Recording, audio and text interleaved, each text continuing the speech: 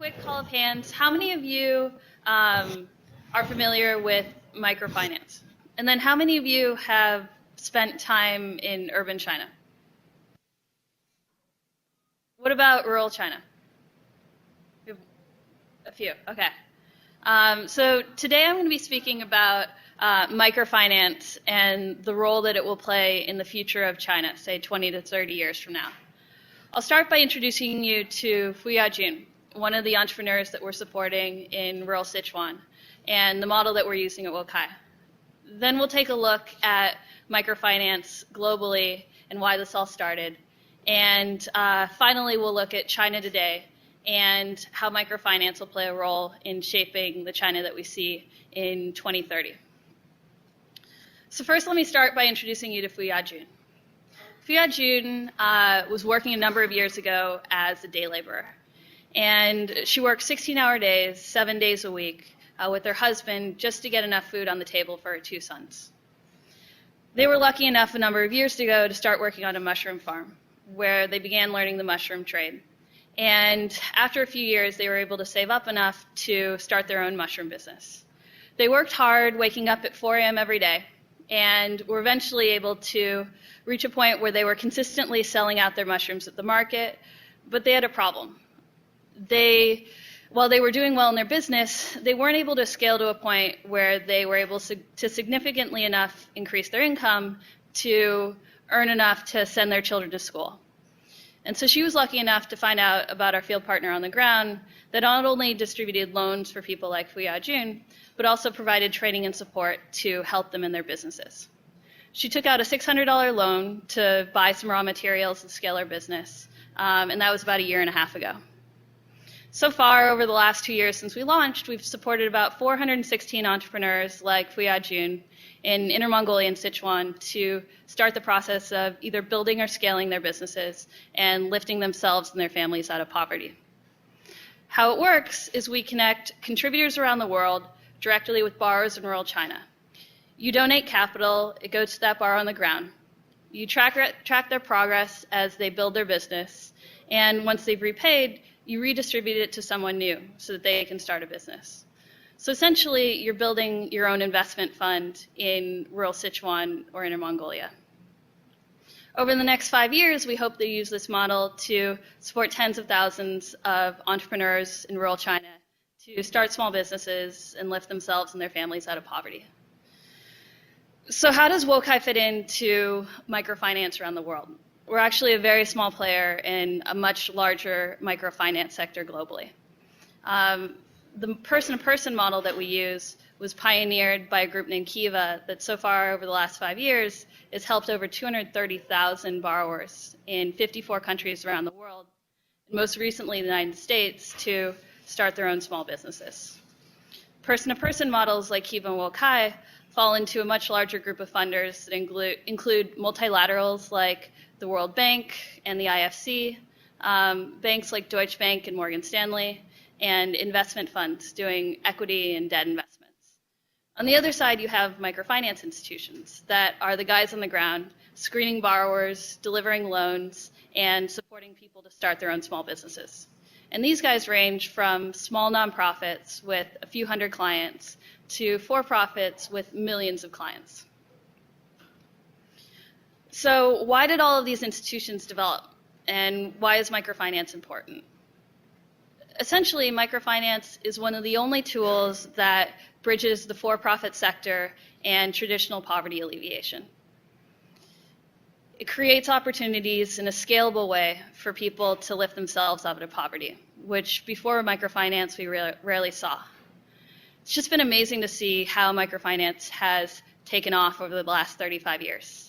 Back in 1976, microfinance was basically a crazy guy with an idea, $27 and 42 women in Bangladesh. And over the last 35 years, it's grown to over 152 million clients around the world. So why should we care about microfinance in the context of China? What's amazing about microfinance is that it starts with one person. And for me personally, I learned the answer to this question through getting to know one of my friends in Beijing. Chuan Miao is a 22-year-old migrant worker from rural China in Heilongjiang province, up near the Russian border. I got to know her about 4 years ago when I started frequenting a restaurant where she was working 16-hour days, 7 days a week.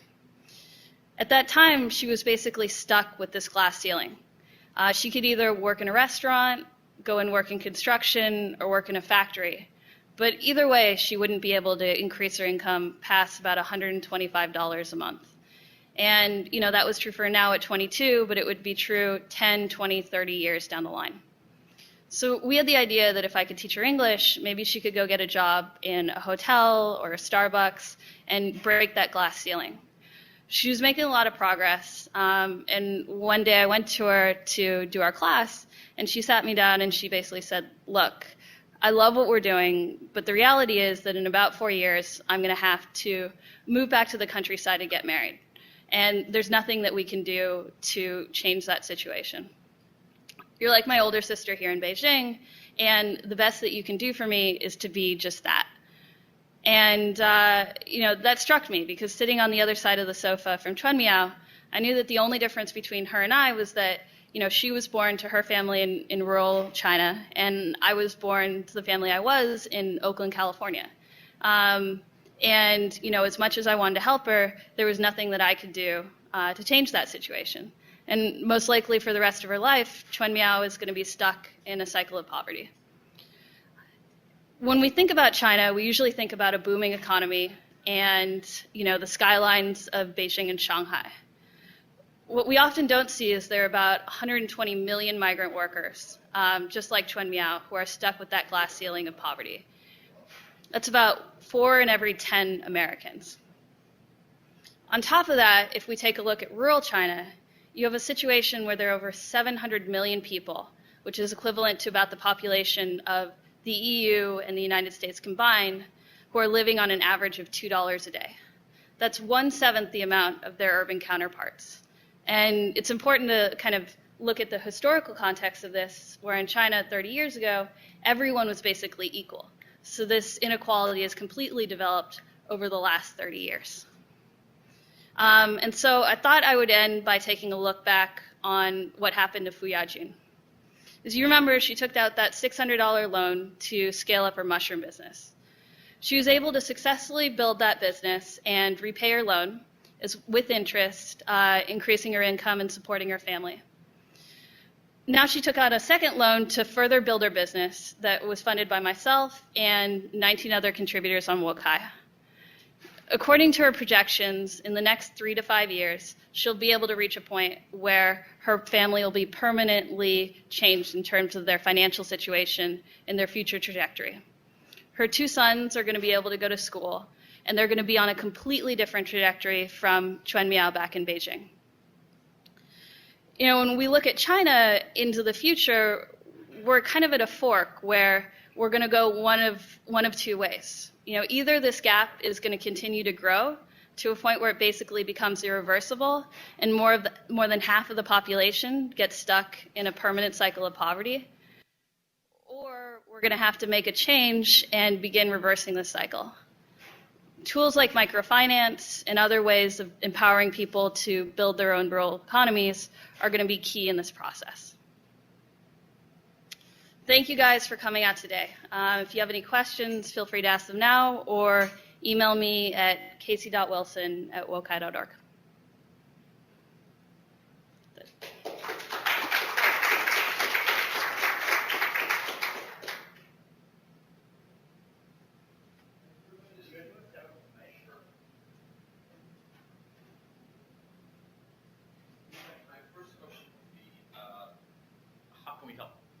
How can you help? Yeah, besides or simply giving capital, that's one easy way, right? But so there are many ways that you can help.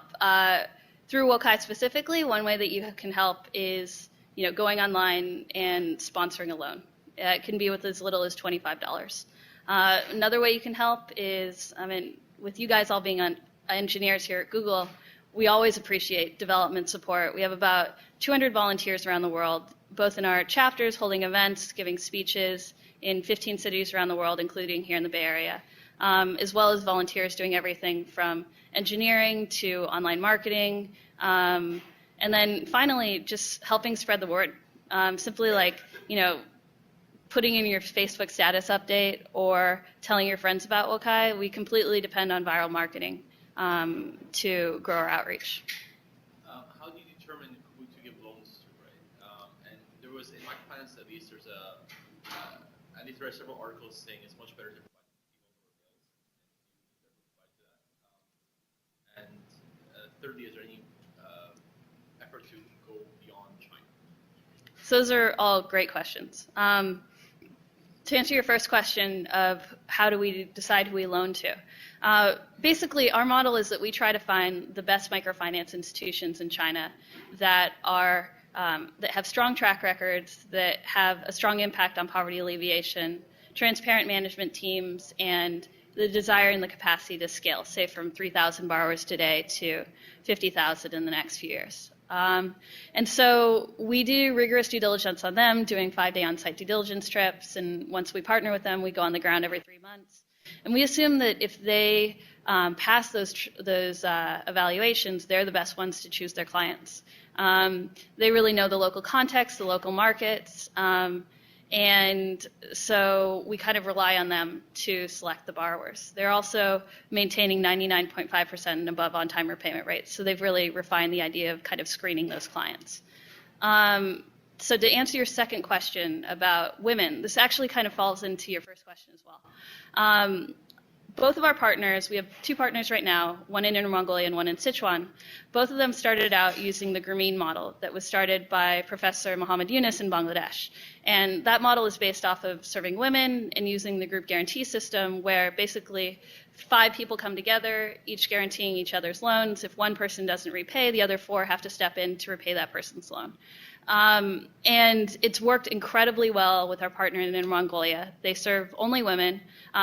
It really helps the women's social status. Like a lot of the borrowers we've seen, started out and they were at the lowest level of the social hierarchy in their village and slowly moved up. And like one woman I met, ended up being the mayor of her local village. And so it both helps in terms of repayment because they're much more likely to, not gamble, not drink or do drugs. And then also to use the income to support their families, and that not to mention how it helps their social status.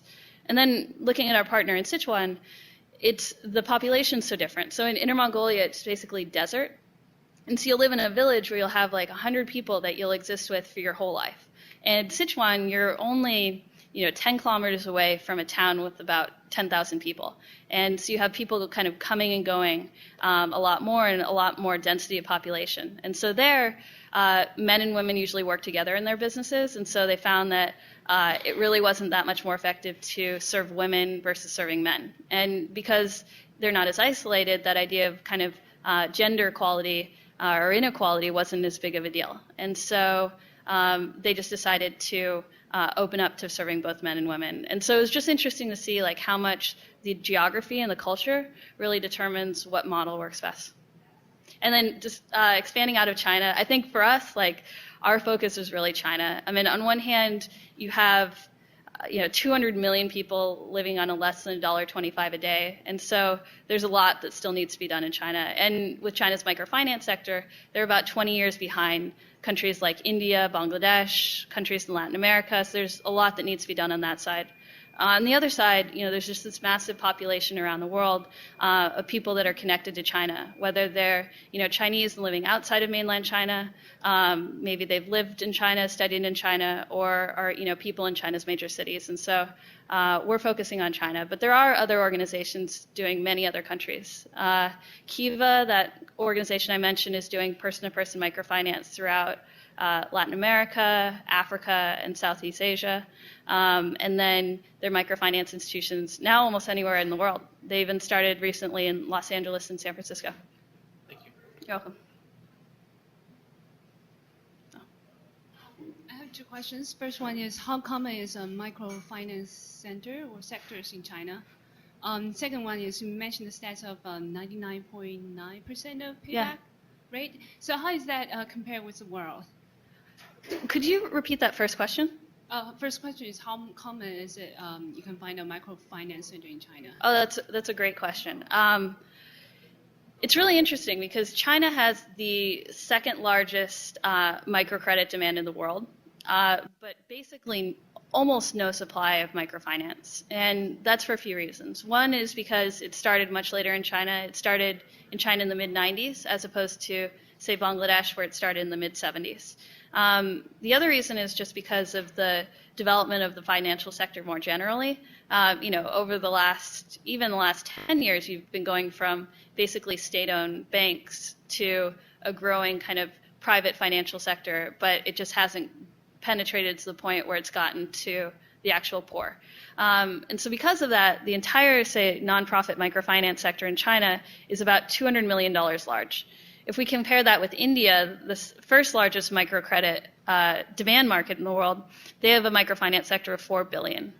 And another comparison is I was recently in Colombia this summer, and I think the Colombian population, and please forgive me if this is wrong, is around 50 million people, and they have a microfinance sector that is $4 billion large. So 50 million people and 4 billion compared to 1.3 billion and 200 million. So it's almost non-existent, but hopefully will develop pretty quickly over the next few years. I have a question. So over the past few years, I think there are about 4 or 5 major peer-to-peer lending websites in China, like the equivalent like the Zopa or Prosper in the US. Mm-hmm. So how do you compare this peer-to-peer lending website with the Wokai? I see that on your website you said that the source of the fund mainly comes from the donations. It's because of the Chinese finance regulations. Mm-hmm. And so if you compare with the donation with the income of the loan, so the incentive is different. So how do you compare these two kind of companies? That's a great question. So in China over the last few years, as you mentioned, the kind of person-to-person financing sector has been emerging pretty quickly. And you basically have about 3 camps. You have some groups that are doing online and offline person-to-person lending models where, say, you or I go online, we set up our own loan requests for our business or for some other reason, and then someone else goes on and funds our loan. Interest rates for those loans could be anywhere between 18 and 20+%. And so that's kind of the most traditional for-profit sense of person-to-person lending. And so they have those both online as well as offline. Because for China, finance is very difficult. Companies can't lend to companies, and even banks have regulations on who they're allowed to lend to. And so there's this kind of loophole in the regulations where individual lending is legal. And so from the for-profit side, organizations are kind of popping up where for-profit individual loans, it's a great way to get into the financial sector. So that would be one circle. There's another group that's doing student loans. And so connecting individuals with individual students so that they can get loans to go to college. And then finally, we're the only organization that enables people internationally to get involved with microfinance on the ground. We've had one organization that was doing more of the traditional Prosper type for-profit individual lending that's done a little bit in the microfinance sphere. They charge interest and are only working with people domestically. I have a question from New York. Can you hear me? Yeah. Sorry, it's like from the void, God is speaking. I'm just kidding. So first of all, I just want to say this is so cool. I just heard about you today, even though I've been lending peer-to-peer microfinance for quite a while. So I'll definitely be investing, I think, on your website. In fact, I just came back 2 weeks ago from a fellowship with Kiva in Costa Rica. And my question is, with Kiva, one of the questions that I always fought with microfinance is, like how big of an impact are we actually making, like on an economic level, like quantitatively, right? It's a very difficult thing to measure when you consider all of the different variables. And so one thing that Kiva is trying to do while I was there in Costa Rica is we were making our best effort attempt to measure the social impact of these loans, right? So you mentioned that one of your loaners is now like the mayor of her village or something. And I saw a lot of cases like that too when I was in Costa Rica working with Kiva. So I was curious, your approach to this economic and social measurement problem, because it seems to be that you're not there yet in China, but as microfinance markets get very crowded, like as you mentioned in Colombia, I think Bangladesh is certainly reaching this point. It becomes very difficult for like microfinance companies competing against each other and kind of causing like maybe even an adverse effect in the marketplace where like two microfinance institutes are competing for loans for the same person, and then the quality of these loans slowly approaches like loan shark status. Like you see this a lot in I don't know if you read it, but the cases in Poland, for example, are getting pretty bad in this area. So coming back, what is your approach to making sure you're measuring the social and economic impact of these loans appropriately? And where do you see, going forward in China? Like, how do you see that market evolving? Excuse me, that's a great question. For us, that's still a challenge. Anecdotally, I would say that we get qualitative updates every quarter from our borrowers, and at least 80% of them are using their income to send their children to school. And so you can qualitatively see that impact. One thing we'd like to add is ways of kind of in a more numerical way of measuring that impact and seeing it not just over a year, but kind of cross-sectionally over time. And honestly, we're actually learning from one of our field partners on that. They've been really engaged in the idea of setting up their own social impact measurement system. And so what we're going to be doing is working with them to see how they're driving that initiative and working to scale that out to our other partners.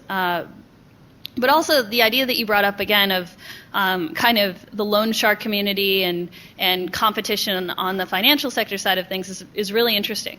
In China, you're having the situation where the government is kind of half-steply trying to support the development of microfinance, knowing how important it is to enable more financing for rural economies and small to medium enterprises. And so what they did was they set up the ability for private individuals to set up microcredit companies, so basically lending companies. And the idea was that this would be an answer to microfinance. And what happened was it was in pilot stage for about 2 years, where it was just about 12 institutions throughout the country doing this. And then they opened up in May of 2008 to local governments to allow these licenses. And between May and August, it grew from these 12 institutions to about 1,500 throughout the country, which on one hand sounded really exciting. But in reality, what happened was people used this ability to get these licenses and then provide basically very lucrative for-profit rural loans of, anywhere from about $10,000, but usually closer to $25,000 to over $100,000, $200,000, or $300,000. And so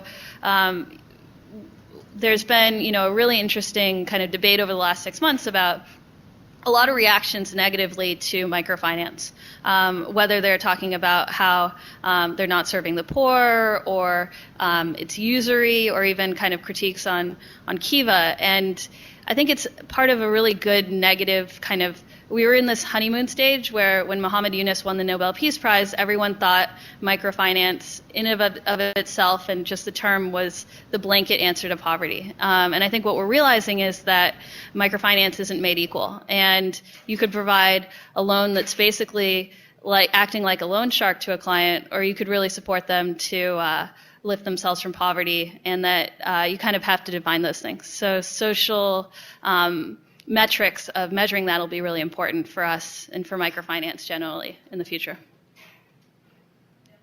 Cool, thanks. Thank you. I have a couple questions. So one is, I went to your website. It's mostly English-based. Do you have any plan to expand to non-English based? Because China is growing very fast. There's a lot of wealthy Chinese population on the East Coast part of China. So what's your business plan of involving them to make donations? And second question is, I noticed you said there's a lot of field agent kind of write up updates, and seems like a lot of manual labor. How would you expand in a business sense to cover more regions? So far you covered Inner Mongolia and Sichuan. There's other regions of China or other parts of the world. How does that, if it's more labor intensive, how does that process more scalable? Those are two great questions. One, I guess to answer your first question, we do have a Chinese version of our site, and we need to do a better job of making it clear that you can just click and it all turns into Chinese. So that's good feedback. And but kind of to answer the larger sense of your question, when we first started, we really wanted to have a China helps China model, where eventually it was people in China's cities supporting people in the countryside and bridging the rural-urban divide. And what we discovered about 4 months into it was that being an international nonprofit, we couldn't fundraise in China. And so we thought, okay, well, let's take a step back and first prove out our model with international donors before launching in the China market and having kind of a proof of concept. And about a year ago, we really took off in the Chinese media. We were in this Beijing daily newspaper that got picked up by Sina.com. And within 24 hours, we went from 200 visitors a day to 10,000. And then we were in everything from Phoenix TV to CCTV to China's Vogue and Marie Claire. And it was just amazing to see how passionate kind of young urban professionals in China's major cities are about this model. And so now, like kind of you asked about our future plans, we're actively looking for a partner that we can work with to launch in the China contributor market. And, you know, when we look into the future of Wokai, I think the majority of our contributors will be coming from mainland China. And then to answer your second question about kind of the provinces we're operating in and is this model scalable, I would say, yeah, it's our field partners on the ground that are the ones that are doing these profiles, posting them online, and then it's our role to translate them and do kind of quality control. So from our end, we depend on volunteer translators, and so that side of things is pretty scalable. From our field partners' end, it is pretty scalable as well. And the reason for that is if they were going to, say, access debt capital to expand their loan portfolio, they might be paying, say, 2 to 3% interest. And given the time cost per loan for these profiles and the updates and whatnot, it costs maybe about 0.5%. And so for them, it still is something that is worth it for them to take the time to do it. And then finally, to kind of answer your question about expanding provincially, once we start the process of getting to a higher level of scale in terms of our contribution volumes online, we'll definitely be actively working to find good partners in more provinces. And so our bottlenecks on that side is just finding enough good nonprofits to work with on the ground that can kind of pass our due diligence and have the ability to scale with our capital. Thank you, guys.